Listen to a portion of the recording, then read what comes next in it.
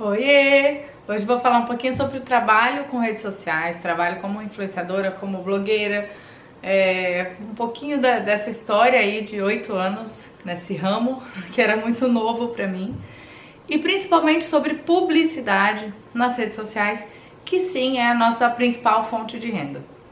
Primeiro, o blog, o Instagram, o YouTube, enfim, eles são veículos que a gente se comunica com as pessoas. Então, a pessoa, através de várias mídias, se torna um meio de divulgação mesmo. Então, tem uns termos que muita gente conhece, por exemplo, press kit, né? Press kit é um kit enviado para a imprensa, ou press trip, que é uma viagem para a imprensa. Ela, ao longo desses últimos anos, muitos anos já, ela foi atingindo cada vez mais blogs e influenciadores. Tem gente que nem tem blog, mas tem Instagram muito forte, ou tem só YouTube muito forte, enfim, canal. E através dessas pessoas, atrair público, atrair consumidor, enfim. E aí, o que eles fazem? Por exemplo, press kit é quando uma agência contratada por uma marca manda para esse influenciador, para uma imprensa, para um veículo de comunicação, um material publicitário, que ele quer o que com aquilo? Ele quer uma mídia espontânea. Na maioria das vezes, quem recebe esse kit é uma pessoa que não foi paga para falar sobre aquilo. Quem foi pago foi a agência. A não ser que essa agência também esteja trabalhando com influenciadores, e aí no envio desse kit já tem uma entrega combinada. Mas eu vou falar de entrega mais pra frente. E aí o que acontece? Na press trip, por exemplo, já é um pouquinho diferente. Ao invés do influenciador não receber nada, ele recebe a hospedagem, ele recebe uma viagem. Então, quando um hotel organiza uma viagem para vários influenciadores no mesmo final de semana, para comunicar uma grande alteração, por exemplo, que eu fui, uma inauguração do spa, enfim.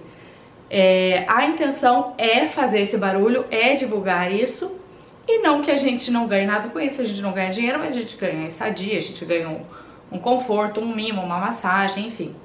Mas também não tem regra, gente. Tem gente que fala assim, quando vocês vão pro hotel, vocês ganham tudo? Depende do hotel, depende do blog, depende da pessoa que negocia, enfim. Eu já fui para hotel que era só café da manhã, por exemplo. Já fui para hotel que era café da manhã e almoço, né, meia pensão. E a gente se virava com jantar, comprava lanche, pagava jantar, enfim. E eu já fui pro hotel que zerava a conta, um só. Que pagou, assim, conta de restaurante, com vinho, com tudo. Então, assim, na maioria das vezes, é pensão completa, almoço e jantar. Mas eu gasto, assim, com atividade das meninas, brincadeira, esse tipo de coisa, consumo de frigobar, consumo nosso extra. Então, essa é uma parte que, sim, acontece uma permuta, né? Eu ganho uma coisa e em troca eu entrego outra coisa. São entregas de serviços. Tem gente que fala, nossa, eu não faço permuta, eu não aceito sapato, roupa como pagamento, porque isso não paga as minhas contas. Eu entendo, mas uma forma de permuta também é o hotel, e muita gente faz a parte de hotel. Mas eu entendo que não faça em troca de publicidade de uma loja, de alguma coisa assim. Isso vai muito de pessoa para pessoa, não dá pra falar que é uma regra. Eu já fiz muito, hoje eu faço menos. Por exemplo, ter parceria, pra mim, é vantajoso quando eu posso contar com aquela pessoa na hora que for. Por exemplo, com as minhas festas. Eu não tenho obrigação no dia a dia, eu não recebo nada por isso. Mas quando eu invento de fazer uma festa, eu passo a mão no telefone ou no WhatsApp e falo, Aline, vou fazer tal coisa, você faz os balões pra mim? Topa. Bruna, mesa, peça, topo. Então são pessoas que eu posso contar e que elas podem contar comigo com a divulgação. Já é uma parceria assim consolidada. Não é uma coisa que eu vou combinar o que eu vou entregar, o que eu não vou, o que eu vou negociar. Então quando a pessoa faz uma negociação comercial, é uma regra do CONAR, inclusive, que essa negociação, essa publicidade seja sinalizada, mesmo que ela não esteja recebendo em dinheiro, porque ela tá fazendo um acordo comercial e ela tá fazendo uma publicidade em troca de um benefício, seja ele o dinheiro ou produto. Então, muita gente não faz bonitinho. Eu vou falar que assim, eu não sou a caga-regra da vida. Eu já fiz errado, eu já fiz no começo do blog publicidade sem a devida sinalização, mas assim, São 8 anos, né, gente? A gente aprende, a gente tem uma caminhada. Então, assim, eu não julgo quem não sabe sinalizar.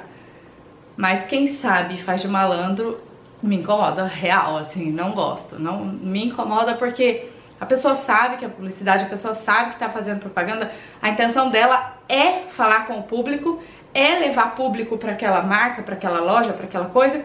Então, como obrigação, eu tenho que sinalizar.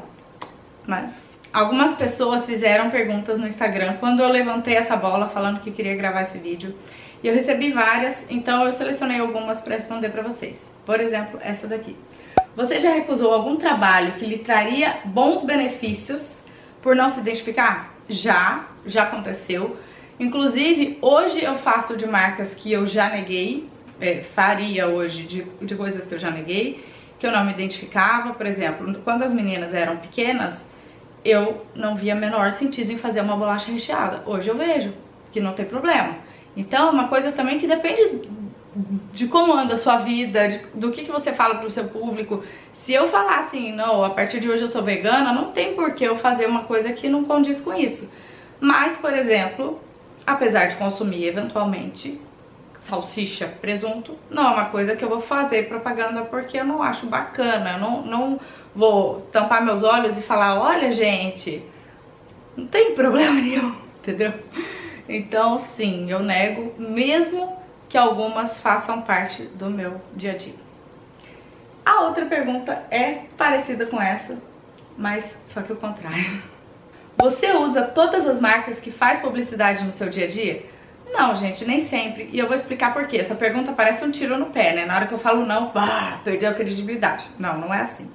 O que acontece? Eu tenho um blog desde 2011 e eu nunca me considerei uma pessoa forte de comercial, que vai atrás, que, sabe, vende o peixe.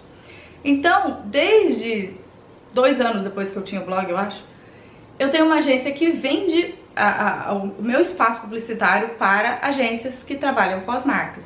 Então, essa pessoa, ela conhece o meu estilo de vida, ela sabe mais ou menos o que eu faço ou não. Aí vem uma demanda de uma agência falando assim, olha, eu preciso de tantas blogueiras, de tantas pessoas para falar do produto X.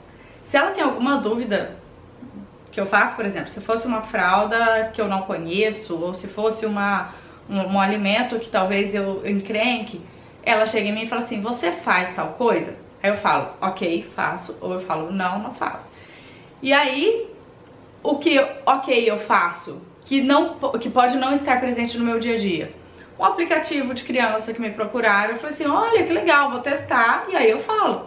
Então, nem sempre você conhece, você usa no dia a dia, mas não tem problema nenhum fazer a publicidade daquilo, porque aí você vai atrás, você vai estudar. Uma vez eu recebi um trabalho também de um site de bebê, e tinha muita coisa, de enxoval mesmo, berço, móveis. O que eu fiz? Estudei o site, destrinchei, olhei os filtros, e é uma coisa que eu adoro, é olhar filtro do site, se funciona bem, se não funciona, e aquilo me encantou. Então eu construí a minha história em cima daquilo, da minha verdade, que olha gente, conheci esse site, achei os filtros bacanas, não sei o que, a busca é fácil, isso.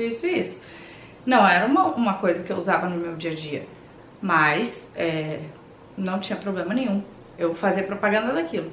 Agora, fazer propaganda de uma coisa que eu não acredito, aí eu falo, não, obrigada.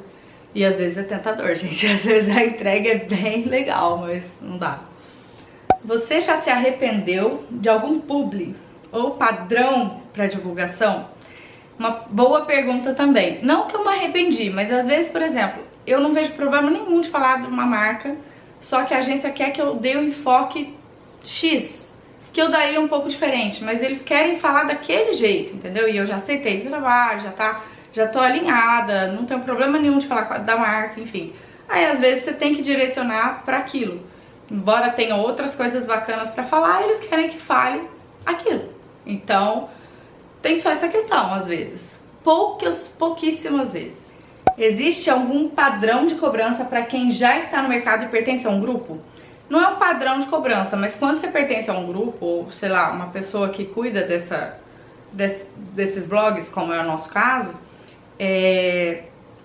existe um padrão de cobrança em torno de números. Quem tem mais acessos, quem fala com mais gente, cobra mais, quem tem menos cobra menos, e tem os intermediários